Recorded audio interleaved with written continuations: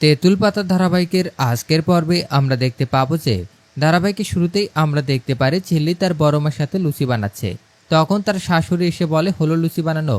বড় মা বলে, হ্যাঁ হয়ে এসেছে। এই দেখ মেজো, ছেলে কেমন গোল গোল লুচি বানায়। ঝিল্লির শাশুড়ি বলে, আমি আর কি বলতে যাব। এরপর বড় মা ঝিল্লিকে বলে, তুই এখন যা, অন্য দিকটা সামলে নে, আমরা এই দিকে সামলাচ্ছি। এরপর ঝিল্লি রিঙ্কির কাছে চলে যায় এবং বলে, আমরা এমনিতেই সকলে ফেঁসে আছি, তার মধ্যে তুমি আবার যখন তখন অমিত স্যারের ফোন রিসিভ করে গল্প করতে যেও না। রিঙ্কি বলে, আমি মোটেও এসব করি না। রিজু বলে, এ তো চুপ করেই থাকতো। ঝিল্লি বলে, এই কথা যদি তোমার মেজদা জানতে পারে তাহলে কুরুক্ষেত্র বাজিয়ে দেবে। উনি তো একদম প্রেমের বিপক্ষে, প্রেম একদিক দিয়ে যায় তো উনি অন্য দিক দিয়ে। এরপর ঋষি সেখানে চলে আসে ল্যাপটপ হাতে। ঝিল্লি এবং বানর কথা বলতে দেখে ঋষি মনে মনে বলে, কিছু তো একটা হয়েছে, এরা যে আবার কি গন্ডগোল পাকাতে চাইছে।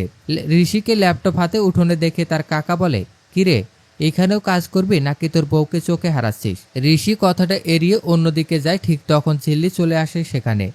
ঋষি জানতে চায় তারা কি গন্ডগোল পাকাচ্ছে নতুন করে, কিন্তু ঝিল্লি কিছুই বলে না। এরপর পুরোহিত চলে আসে পুজোর জন্য।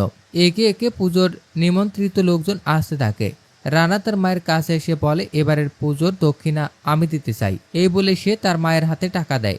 বর্মা বলে, তুই যদি একটা ভালো মেয়েকে বিয়ে করে নিতি তাহলে সুখে থাকতে পারতি, এটা কি করলি বলতো? এরপর ঝিল্লি এসে বলে, তাতে কি হয়েছে, আমরা রানাদার আবার বিয়ে দেব। এরপর পুরোহিত সকলকে পুজোর জন্য ডাকে এবং পুজো শুরু হয়। পুজো শেষে হাতে ঢোর বাঁধার সময় এলে বর্মা বলে, আগে ঝিল্লির হাতে ঢোর বেঁধে দিন। এরপর পুরোহিত একে একে সকলের হাতে বেঁধে দেয়। একটা ঢোর বাকি থাকে, তখন পুরোহিত বলে, এটা কি করবে? বড়মা ঝিল্লিকে বলে, এটা ঋষির বালিশের কাভারে রেখে দিতে। ঝিল্লি বলে, বালিশের কাভারে কেন? তখন বড়মা বলে, সে সব বিশ্বাস করে না, তাই হাতে বাঁধতে চায় না।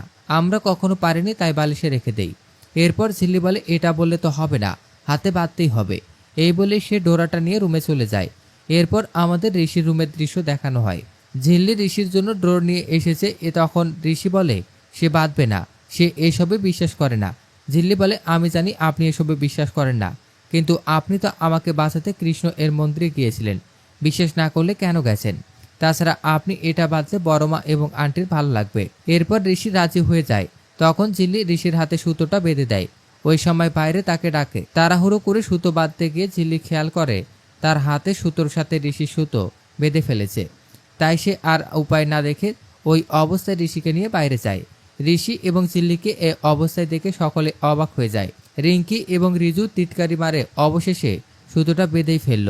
এরপর পুরোহিত শান্তির জল দেয়া শেষ করে আরতি করতে বলে। তখন বড়মার কথা মতো ঝিল্লি আরতি করে।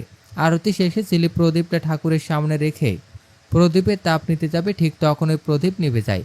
এটা দেখে বড়মা বলে, এ কি হলো রে ঝিল্লি, এত বড় অশুভ ইঙ্গিত? তখন ঝিল্লি তুতুলের সকালের ঘটনা মনে করতে থাকে। তখন তুতুল পরীক্ষা দিতে যাচ্ছিল, তখন তার জামা ছিঁড়ে যায়। এখন আবার প্রদীপ নিভে গেল।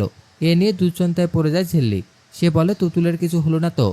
সে সিনে আমরা দেখতে পাই তুতুল তার বান্ধবীর বাড়ি থেকে বেরোচ্ছিল। ঠিক তখন খেয়ালি তার মুখ চেপে ধরে।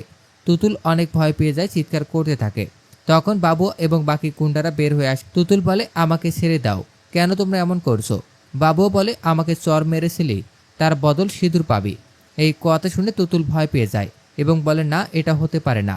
খেয়ালি বলে, ব্রাদার্স দেরি করছো কেন, সিঁদুরটা পরিয়ে দাও। তো দর্শক, এই ছিল তেঁতুল পাতা ধারাবাহিকের আজকের আপডেট। প্রতিদিনের আপডেট সবার আগে পেতে আমাদের চ্যানেলটি এখনই সাবস্ক্রাইব করুন।